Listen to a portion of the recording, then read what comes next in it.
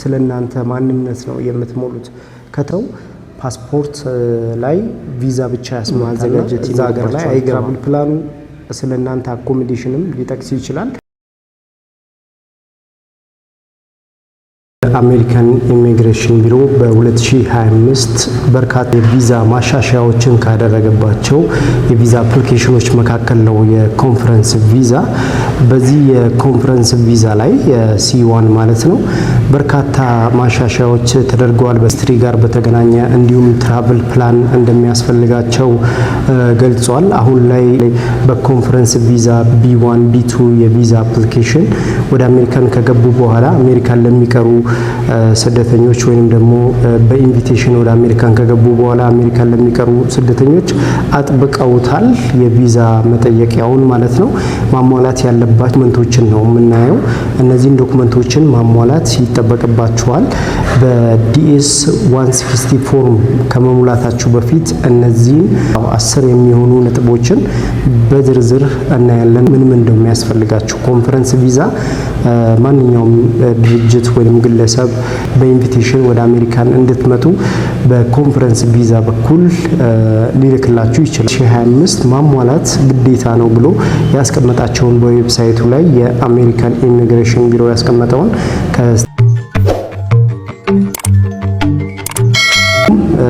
ኢንቪቴሽን የሚልክላችሁ ካምፓኒው ኢትዮጵያ ውስጥ ካለው ወይም ደግሞ ለናንተ ስልጠና እንድትወስዱ ወይም ደግሞ በዛ ፕሮግራም ላይ እንድትሳተፉ በሃይማኖታዊ ሊሆን ይችላል ወይም ደግሞ በተለያዩ ፕሮግራሞች ሊሆን ይችላል፣ በትምህርት ሊሆን ይችላል፣ በኮንፈረንስ ዓለም አቀፍ ኤንጂኦዎች ሊሆኑ ይችላሉ። በተለያዩ ምክንያቶች የኮንፈረንስ ዝግጅቶች ከተዘጋጁ እነዚህን መስፈርቶችን ማሟላት አለባችሁ ብሏል። ስለዚህ እነዚህ ፕሮግራሞች ላይ ለመሳተፍ ከፈለጋችሁ አንደኛ ኢንቪቴሽን ያስፈልጋቸዋል ማለት ነው። ኢንቪቴሽን ማለት እዛ ላይ መጠቀስ ያለባቸው ዶክመንቶች በሙሉ መጠቀስ አለባቸው። እዛ ላይ ያሉት ለምሳሌ እንደ አኮሞዴሽን አይነት መጠቀስ አለበት። አኮሞዴሽናችሁን እዛ ላይ ምን ያህል ጊዜ እንደምትቆዩ፣ ደግሞ ወጫችሁን ማን እንደሚሸፍን፣ ማን ስፖንሰር እንዳደረጋችሁ፣ የት ስቴት እንደሆነ፣ ምን ያህል ጊዜ እንደሚቆይ፣ ይሄ ኮንፈረንስ ጊዜው ምን ያህል ጊዜ እንደሚቆይ ለአንድ ሳምንት፣ ለሁለት ሳምንት አልፎም እስከ ወር ድረስ የሚቆይ ከሆነ ምን ያህል ጊዜ እንደሚቆይ ዲቴይል ኢንፎርሜሽን እዛ ኢንቪቴሽን ላይ መጠቀስ አለበት። እናንተም ስለምትሄዱበት ሁኔታ ወይም ስለምትሄዱበት ተቋም ኮንፈረንሱን ስለሚያዘጋጀው ተቋም ዲቴይል የሆነ ኢንፎርሜሽን ያስፈልጋቸዋል ማለት ነው።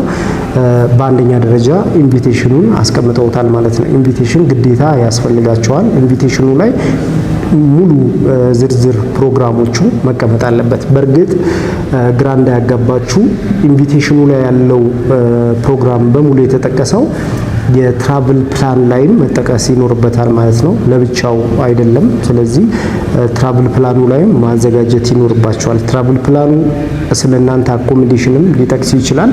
እሱን ወደ በኋላ ላይ ይመጣላችኋለሁ። ነገር ግን ኢንቪቴሽኑ ላይ ቢያንስ ከ70 እስከ 80% አካባቢ ሙሉ ፕሮሰሱን እዛ ኢንቪቴሽኑ ላይ መጠቀስ ይኖርበታል ማለት ነው። በሁለተኛ ደረጃ ዲኤስ 160 ፎርም ነው። የዚህ ዲኤስ 160 ፎርም የምትሞሉት በአሜሪካን ኤምባሲ ለመግባት የቪዛ አፕሊኬሽኑን ስትሞሉ ስለናንተ ማንነት ነው የምትሞሉት።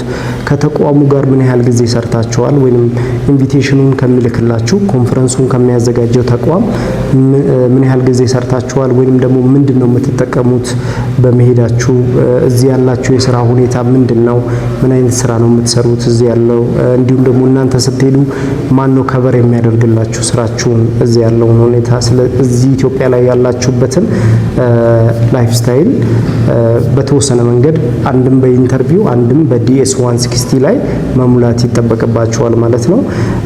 ከተቋሙ ጋር ይህንን ኮንፈረንስ ካዘጋጀው ተቋም ጋር ምን አይነት ግንኙነት አላችሁ የሚለውን በዝርዝር መግለጽ ይጠበቅባቸዋል ማለት ነው። ይሄ ማለት በዲኤስ 160 ፎርም ላይ። በሶስተኛ ደረጃ የቪዛ ክፍያ ነው።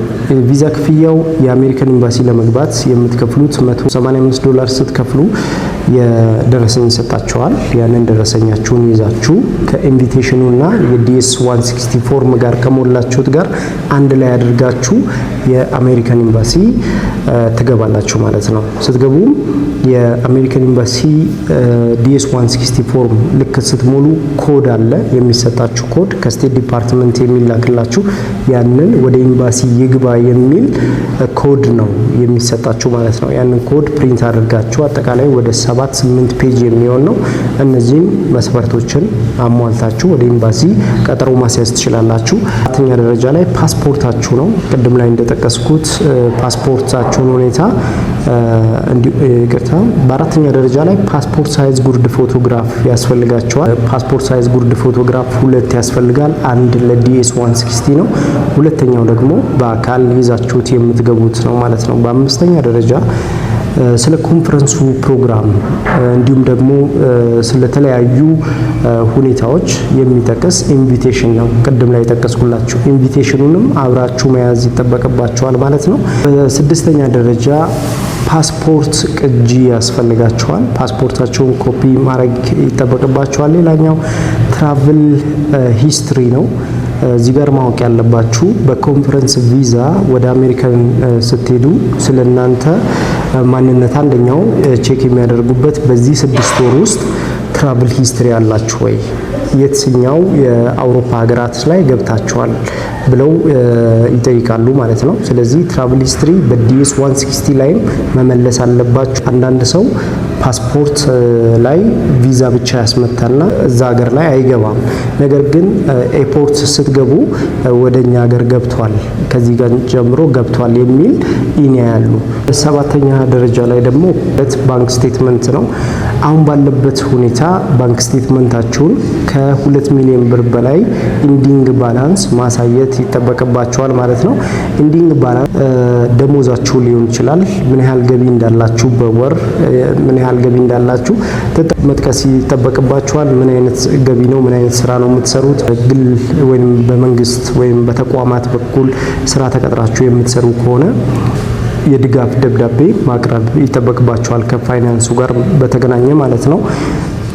በስምንተኛ ደረጃ ሰራተኛ ከሆናችሁ ወይም ተማሪ ከሆናችሁ ወይም ቤተሰብ ጋር ከሆናችሁ አጠቃላይ ስለናንተ ማንነት ሰፖርት የሚያደርጋችሁ ፔፐር ያስፈልጋል። ለምሳሌ በድርጅት ተቀጥራችሁ የምትሰሩ ከሆነ እዛ ድርጅት ላይ እየሰራችሁ ይሄንን የኮንፈረንስ ቪዛ እድል መጥቶላችሁ አፕላይ ለማድረግ ከፈለጋችሁ ያ ኮንፈረንስ ቪዛ የሚዘጋጅበት ከዚህ ከስራችሁ ጋር አታችነት አለው ወይም በትምህርት ሊሆን ይችላል፣ በተለያዩ ስልጠናዎች ሊሆን ይችላል፣ ወይንም ደግሞ በዚህ ኮንፈረንስ ላይ በመሳተፋችሁ የምታገኙትን ቫልዩ መጥቀስ ይጠበቅባችኋል። እንዲሁም በሃይማኖት ተቋማት በኩል ኮንፈረንስ ቪዛ ከመጣላችሁ የሃይማኖት ተቋሙን የሚወክል እዛ እንደምትሰሩ የሚያሳይ ሰፖርቲንግ ሌተር ማለትም ደብዳቤ ያስፈልጋችኋል። በዘጠነኛ ደረጃ ትራቭል ፕላን ያስፈልጋችኋል። ትራቭል ፕላን ማለት ፕሮግራሙ መቼ እንደሚደረግ፣ ምን ምን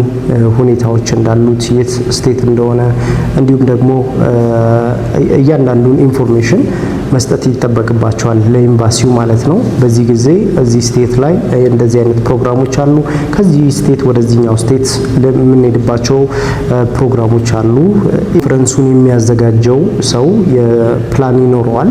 ይህንን ፕሮግራም በእንደዚህ ሰዓት በእንደዚህ አይነት ቀን እናከብራለን ወይንም ደግሞ እናዘጋጃለን ብሎ ትራቭል ፕላኑን ያዘጋጃል። ይህንን ኢንቫይት ለሚያደርጋቸው ኮንፈረንሱን ለሚሳተፉ ሰዎች ይላክላቸዋል ማለት ነው። ስለዚህ በ10ኛ ደረጃ ሰፖርቲንግ ሌተር ነው። ቅድም ላይ ነገርኳችሁ። ሰፖርቲንግ ሌተር የሚያስፈልጋችሁ አንደኛ ኢንቪቴሽኑን ህጋዊ ለማድረግ ነው። ኢንቪቴሽኑ የተላከበት ምክንያት እንዲሁም ደግሞ እናንተ ከምትሰሩበት ሁኔታ አንጻር ወይም ደግሞ እናንተ ካላችሁበት በትምህርት ሊሆን ይችላል ወይም በስልጠናዎች ሊሆን ይችላል፣ በኤንጂኦ ሊሆን ይችላል፣ በሃይማኖት ተቋማት ሊሆን ይችላል። እናንተ ይህንን ስልጠና በመውሰዳችሁ የምታገኙትን ቫልዩ እንዲሁም ደግሞ ድርጅቱ ወይም ደግሞ ኮንፈረንሱን የሚያዘጋጀው አካል እናንተን በመጋበዙ ምንድነው የምታገኙት፣ እንዲሁም ደግሞ ለምን ያህል ጊዜ ነው ኮንፈረንሱ የሚዘጋጀው፣ ይሄንን በደንብ ማወቅ አለባችሁ እናንተ ወጥቷል ማለት ነው። ስለዚህ እነዚህን 10 ዶክመንቶችን አሟልታችሁ የአሜሪካን ኤምባሲ በኮንፈረንስ ቪዛ ብትገቡ ዶክመንታችሁን አይተው የቪዛ አፕሩቭ ሊያደርጉላችሁ ይችላሉ ማለት ነው በ2025። ስለዚህ እነዚህን ዶክመንቶችን ለማሟላት ግዴታ እያንዳንዱን ስቴፕ መከተል ይጠበቅባቸዋል ማለት ነው። ስለዚህ አንዳንዴ በኮንፈረንስ ቪዛ ወደ አሜሪካን እንልካቸዋለን የሚሉ ተቋሞች ይኖራሉ። እነዚህን 10 ዶክመንቶችን ማሟላት ያስፈልጋል ባቸዋል። የልደት ሰርቲፊኬት ያስፈልጋል፣ የቀበሌ መታወቂያ ያስፈልጋቸዋል፣ ወይም ደግሞ ዲጂታል አይዲ ያስፈልጋቸዋል ማለት ነው። እነዚህን ዶክመንቶችን አሟልታችሁ ብትገቡ የአሜሪካን ኤምባሲ በኮንፈረንስ ቪዛ ይቀበላችኋል ማለት ነው። ኢትዮ ትራቭሎችንን ሰብስክራይብ በማድረግ ቤተሰብ ሁኑ። ሀሳብ፣ አስተያየት፣ ጥያቄ ካላችሁ ኮንፈረንስ ቪዛ ላይ በተመለከተ ጥያቄዎች ካላችሁ ኮሜንት ላይ አስቀምጡልን። የአሜሪካን ኤምባሲ ቀጠሮ የምትፈልጉ ካላችሁ በአሜሪካንም 50 ስቴት ላይ እኛም ማግኘት ትችላላችሁ። በተጨማሪም ዱባይ መኖሪያ ፍቃድ እየሰራን እንገኛለን። ዱባይ ላይ ቤት፣ መኪና መግዛት የምትፈልጉ ሰዎች ካላችሁ በእኛ በኩል ይህንን አገልግሎት ማግኘት ትችላላችሁ። ዱባይ ታክሲ መግዛት እና መስራት ለምትፈልጉ ሰዎች ይህንን እድል አዘጋጅተንላችኋል ማለት ነው። ኢትዮ ትራቭሎችንን ሰብስክራይብ በማድረግ ቤተሰብ ሁኑ። ሀሳብ፣ አስተያየት፣ ጥያቄ ካለ እንቀበላለን። የቪዛ የኤምባሲ መረጃዎችን ቶሎ እንዲደርሳችሁ ሰብስክራይብ በማድረግ ቤተሰብ ሁኑ። አብራችሁን ስለሆናችሁ እናመሰግናለን። ፒስ